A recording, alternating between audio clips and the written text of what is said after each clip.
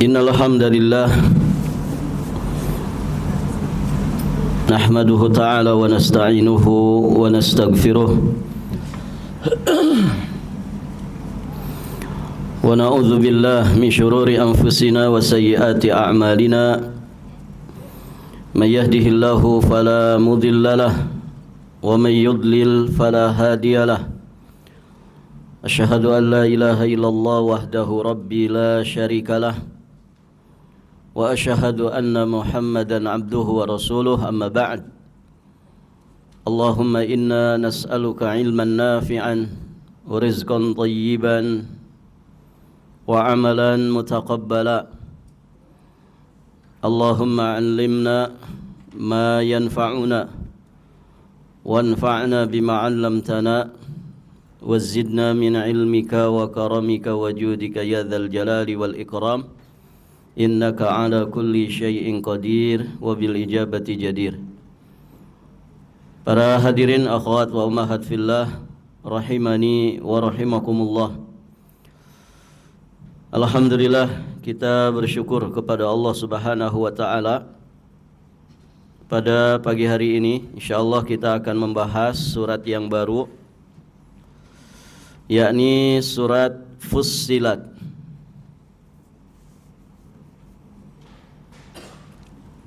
Sebelum kita membahas surat ini, ada beberapa poin pembahasan sebagai muqaddimah dari pembahasan surat ini. Baik, ibu-ibu yang dirahmati Allah,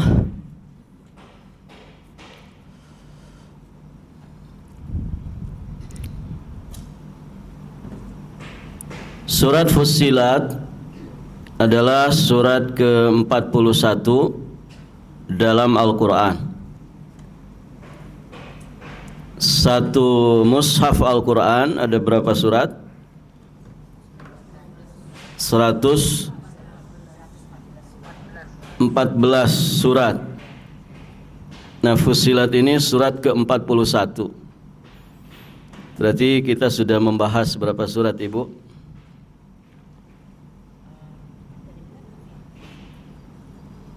73 ya. Betul Ibu?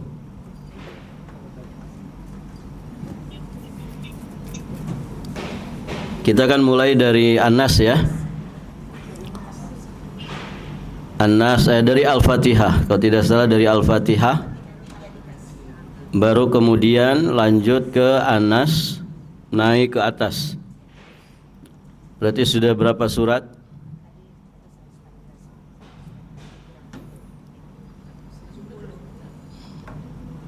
Berapa Bu? 72.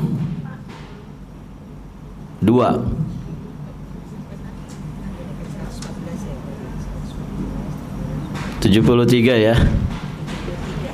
73 sama Al-Fatihah. Iya. 73 kan 114.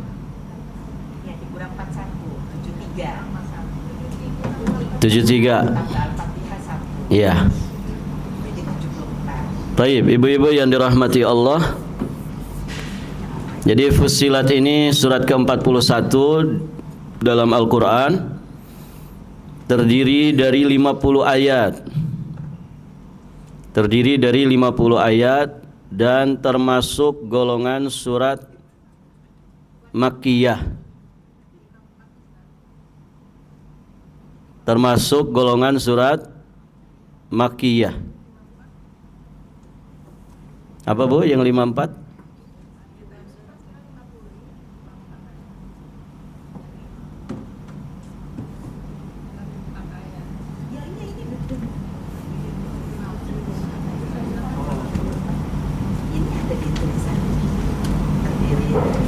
Kenapa Ibu?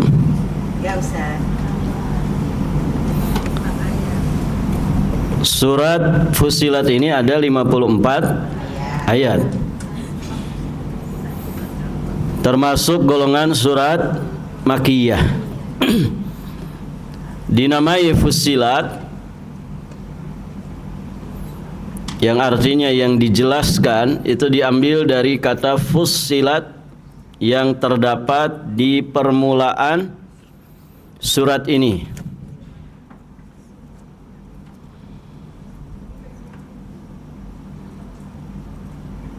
Ayat keberapa? Ayat keduanya ya.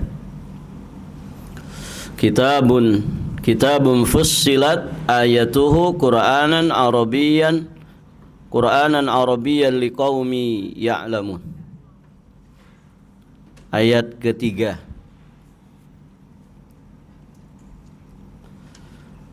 Ada beberapa nama lain dari surat ini.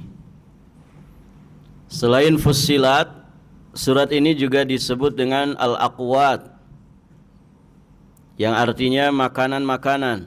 Nanti akan kita jelaskan. Kemudian Hamim as-sajdah,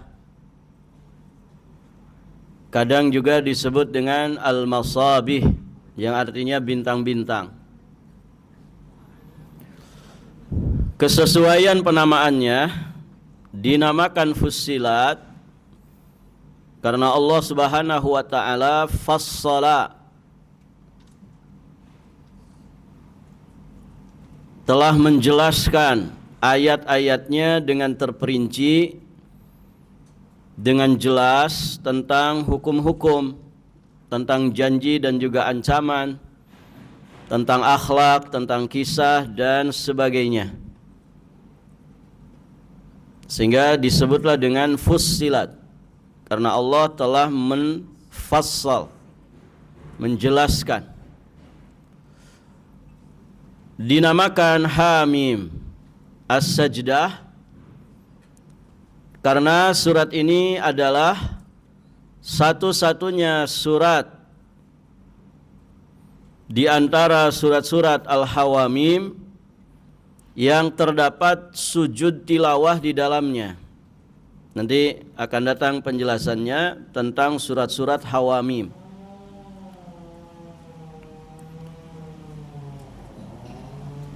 Taib.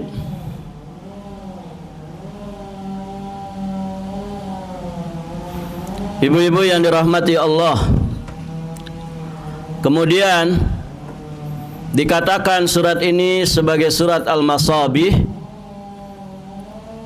karena firman-Nya di ayat ke-12 dalam surat ini, wa zayyana as-samaa ad-dunya bimasabih. Itu soknya harusnya panjang ya. Ayat ke-12, bimasabih, itu sodnya harusnya panjang. Wa zayyana as-samaa ad-dunya bimasabih. Kemudian langit yang dekat dengan bumi, yakni langit dunia, kami hiasi dengan bintang-bintang. Kemudian surat ini disebut juga dengan surat Al-Aqwat karena di dalam ayat ke-10 disebutkan wa qaddara fiha aqwataha, dan Allah tentukan aqwat. Aqwat ini jamak dari apa? Aqwat jamak dari apa, Ibu? Aqwat yang bikin kuat apa? Makanan. Jadi aqwat itu jamak dari qut. Al-qut. Qut itu makanan. Aqwat berarti makanan-makanan. Nah, terdapat di ayat ke-10 dalam surat ini, wa qaddara fiha aqwataha, dan Allah tentukan makanan-makanan bagi penghuninya. Taib. Nah, itu beberapa nama dari surat Fussilat. Kadang disebut Al-Aqwat, kadang disebut Hamim As-Sajdah, kadang juga disebut Al-Masabih. Kemudian tema-tema secara garis besar yang menjadi pembahasan di surat Fussilat, Tema utamanya adalah penegakan dalil-dalil dan bukti-bukti atas uluhiyah Allah dan atas kekuasaannya melalui ayat-ayat yang bayyinah, ayat-ayat yang jelas.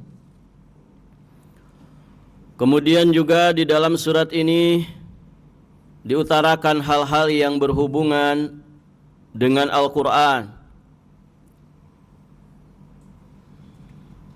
dan sikap orang-orang musyrik terhadap Al-Quran. Dibahas juga tentang kekuasaan Allah di langit dan di bumi, ancaman Allah kepada orang-orang musyrik di dunia dan di akhirat.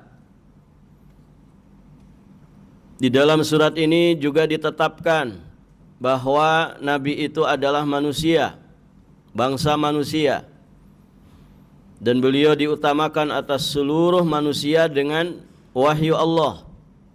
Ini ada di ayat ke-6-nya. Kemudian menunjukkan keberadaan Allah berdasarkan tanda-tanda alam semesta dan juga ciptaannya. Disebutkan di dalam beberapa ayat dalam surat ini.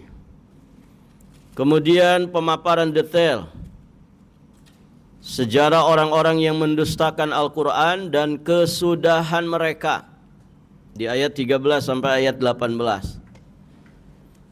Kemudian rusaknya keyakinan orang-orang musyrik tentang Allah. Mereka tidak mengagungkan Allah sebagaimana mestinya. Ada di ayat 21 sampai 23. Allah juga di dalam surat ini menjelaskan tentang keutamaan istiqamah di atas perintah Allah dan penjelasan sifat-sifat pelakunya. Ini dibahas di ayat 30 sampai 35. Kemudian juga akan dibahas keadaan watak atau tabiat manusia dalam kebaikan ataupun dalam keburukan. Ini dibahas di ayat 49 sampai 51. Nah, itu gambaran secara garis besar berkaitan dengan surat Fussilat ini. Kemudian jika kita perhatikan surat ini, ada keselarasan antara pembahasan di awal dengan pembahasan di akhir surat. Surat ini, ibu-ibu yang dirahmati Allah, dimulai dengan menyebutkan Al-Quran, dan Al-Quran telah dijelaskan Allah untuk para hambanya. Tanzilu minar rahmanir rahim, kitabun fussilat ayatuhu Qur'anan arabiyyan liqaumi ya'lamun. Al-Quran itu diturunkan dari Rabb, dari Tuhan yang Maha Pengasih dan Maha Penyayang. Kitab yang ayat-ayatnya dijelaskan. Dia bacaan dalam bahasa Arab untuk kaum yang mengetahui. Jadi di awal surat membahas, menyebutkan tentang Al-Quran, dan di akhir surat dengan penyebutan orang-orang yang berpaling dari Al-Quran. yakni di ayat ke-52, Qul ara'aytum in kana min indillahi thumma kafartum bihi man adallu mimman huwa fi shiqaqin ba'id. Katakanlah, bagaimana pendapatmu jika Al-Quran itu datang dari sisi Allah, kemudian kamu mengingkarinya? Siapakah yang lebih sesat daripada orang yang selalu berada dalam penyimpangan yang jauh dari kebenaran? Taib, ibu-ibu yang dirahmati Allah, jadi demikian awal dan akhir dari surat Fussilat ini. Diawali dengan menjelaskan Al-Quran sebagai anugerah yang sangat besar, kemudian diakhiri dengan menyebutkan orang yang berpaling dari Al-Quran. Hal ini menjelaskan kepada para hamba Allah akan besarnya karunia Al-Quran berupa Al-Quranul Karim, sekaligus juga menjelaskan bahwa di dalamnya terdapat penjelasan tentang segala sesuatu yang mengantarkan kepada kebahagiaan, keselamatan lahir batin dunia sampai akhirat. Jadi orang-orang yang mengingkari Al-Quran, mendustakan Al-Quran, sejatinya mereka itu mengingkari anugerah Allah yang paling besar, yang menjadi pedoman hidupnya, yang menjadi kurikulum hidupnya, dan membimbing dirinya untuk selamat bahagia di kehidupan dunia sampai di kehidupan akhirat nanti. Ini kasih sayang Allah sejatinya. Maka orang-orang yang mendustakan, mengingkari Al-Quran, mereka itu tidak mau disayang sama Allah. Ibu misalkan ditugaskan melakukan sesuatu, dikasih panduannya dengan tidak dikasih panduannya, kira-kira ibu senang yang mana? Yang ada panduannya, kan begitu? Yang ada panduannya. Barakallahu fikum. Kenapa? Karena berarti kita punya pijakan, tidak sembarangan. Panduan siapa itu? Panduan orang yang memerintah kepada kita, Allah Azza wa Jalla, yang menciptakan kita, yang maha tahu apa yang manfaat, mafsadat bagi kita. Taib, ibu-ibu yang dirahmati Allah, kita lanjut masuk di ayat yang pertama.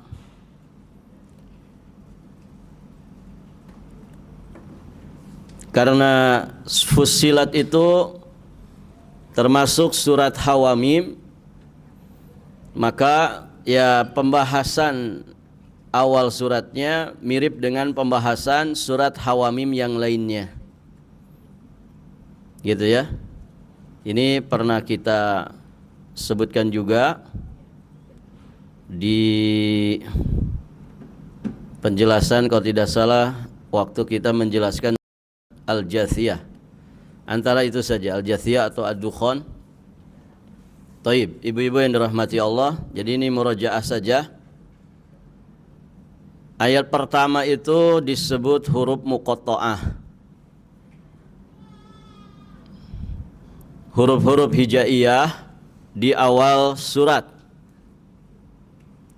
atau disebut dengan mafatih as-suwar. Kalau ada huruf hijaiyah di mafatih as-suwar di awal-awal surat, maka disebut dengan huruf muqatta'ah.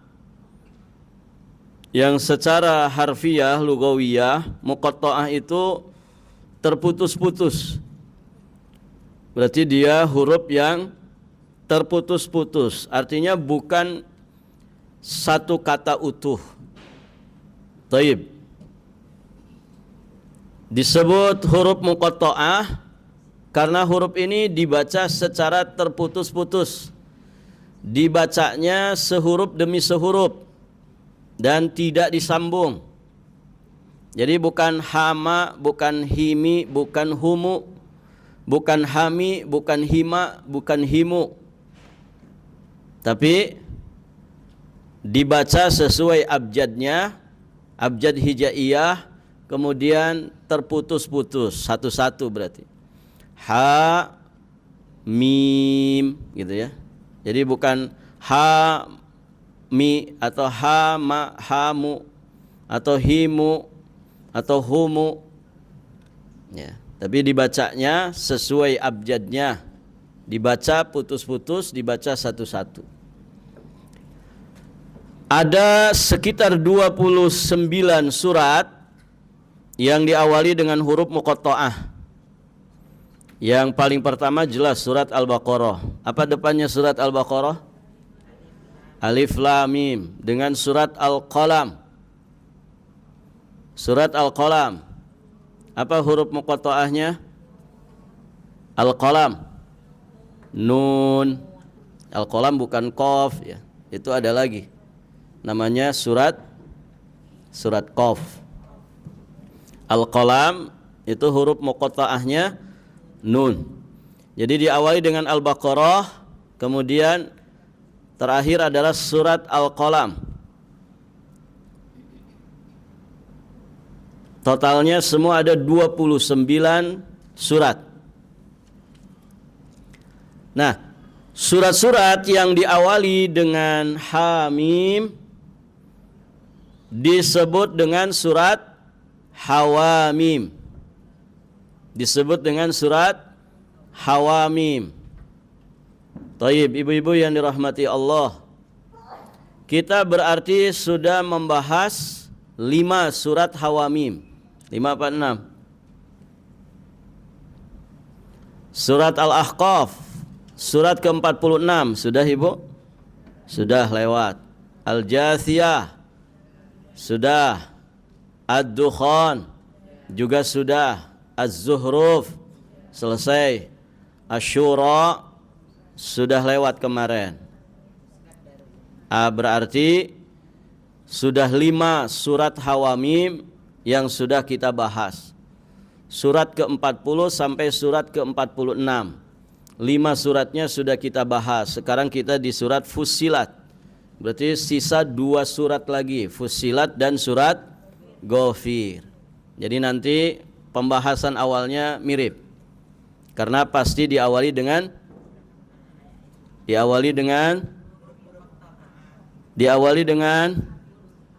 Hamim. Kan surat Hawamim. Ya. Surat Hawamim ada 7 surat ini. Jadi surat-surat muqatta'ah, surat-surat yang diawali huruf muqatta'ah, yang kemudian awalnya huruf muqatta'ah berupa Hamim, itu 7 surat ini. Karena diawali dengan ha dan mim, maka disebut dengan Hawamim. Taib, ibu-ibu yang dirahmati Allah, surat-surat Hawamim ini senada dalam beberapa tema pembahasan. Ada 3 pembahasan yang di surat Hawamim semuanya membahas sama. Pertama, surat-surat tadi itu pasti Makkiyah. Surat-surat Makkiyah yang turun kepada Nabi sebelum peristiwa hijrah ke Madinah. Baik. Kemudian sama-sama di awal pembahasannya menyebutkan tentang nilai dari Al-Quran. Kalau di surat Ghafir di ayat yang kedua, surat Fussilat di ayat yang kedua juga, surat Asy-Syura di ayat ketiganya. Kemudian yang lain sisanya semua di ayat kedua menjelaskan tentang nilai dari Al-Quran. Ini sebetulnya penting pembahasan begini Ibu ya, karena mudah untuk kita pahami, mudah untuk kita hafal, karena dia berkelompok dalam pembahasan yang sama. Kemudian yang ketiga, sama-sama menyebutkan kisah Nabi Musa alaihissalam dan dakwahnya beliau kepada kaumnya. Makanya di antara kisah Nabi dan Rasul yang sering dikisahkan Allah dalam Al-Quran adalah kisahnya Nabi Musa. Menunjukkan keistimewaan juga dari Nabiullah Musa alaihissalam, maka beliau masuk dalam deretan Rasul Ulul Azmi. Kemudian pelajaran yang kelima, cara membaca huruf muqatta'ah. Dibaca sebagaimana nama asli dalam abjad hijaiyah, dengan tetap mengikuti kaidah tajwid saat membacanya. Misalnya huruf muqatta'ah ha dan mim ya, maka dibacanya ha mim. Berapa harokat tuh? Dua-duanya 2 harokat. Haknya 2 harokat, mimnya 2 harokat. Ha mim. Mimnya ditahan tidak? Ha mim. Enggak. Dia sukun. Namanya sukun berarti mati. Ha mim. Sudah, gitu ya. Alif, lam, mim. lam, mim. Mim ketemu mim, namanya apa? Mim mati ketemu mim hidup, namanya apa, Bu? Mana guru tahsin? Apa itu hukum tajwidnya?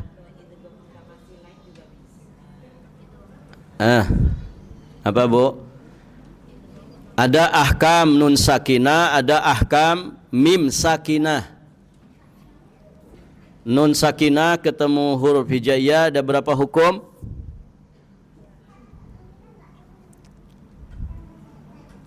Ada berapa hukum, Bu? Nun mati ketemu huruf hijaiyah ada berapa hukum? 7 atau 8? Ibu-ibu. Ini ada ibu-ibu enggak ya? Berapa, Bu? Nun mati ketemu huruf hijaiyah. Nun. Ada berapa? 6, 7 atau 8? Yang mana ini?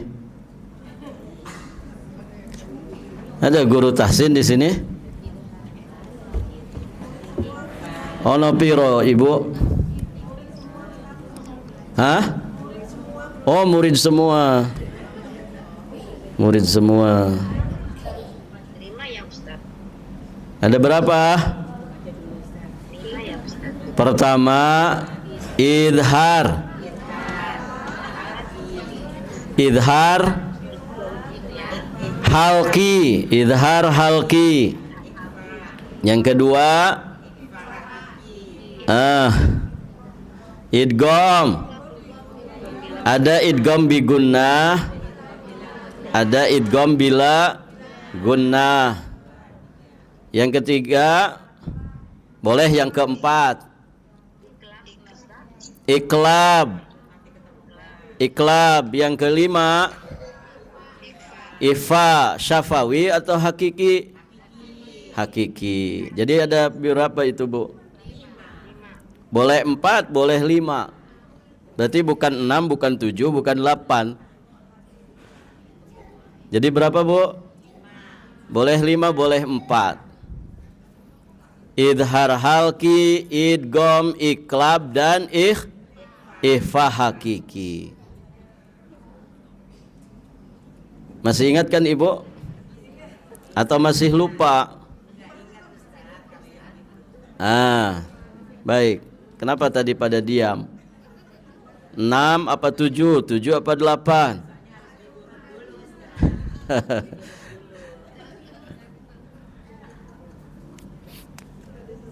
Kalau mim mati ketemu hijaiyah ada berapa hukum?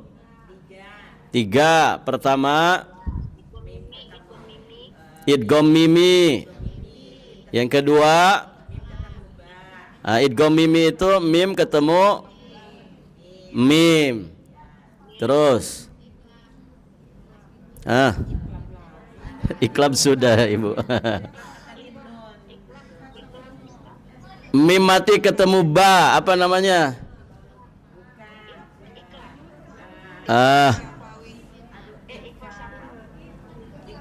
Ikhfa syafawi. Ikhfa syafawi. Mim mati ketemu selain mim dan ba, apa jenenge? Idhar syafawi. Gampang kok tajwid itu, Ibu. Yang susah prakteknya. Baik. Jadi kalau alif, coba baca alif lam mim. Alif lam. Nah, di situ mim mati ketemu mim hidup, kan lam ada mim matinya, baru kemudian mim. Berarti mim ketemu mim. Apa namanya? Idgham mimi. Ya. Idgham mimi, mim mati ketemu mim hidup. Cara bacanya gimana?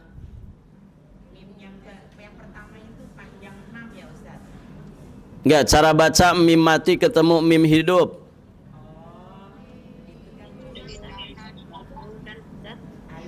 Masuk dengan dengung. Idgham itu kan artinya masuk. Diidghamkan maksudnya dimasukkan. Idgham. Mim mati ketemu mim hidup, berarti mimnya dimasukkan ke mim berikutnya dengan dengung.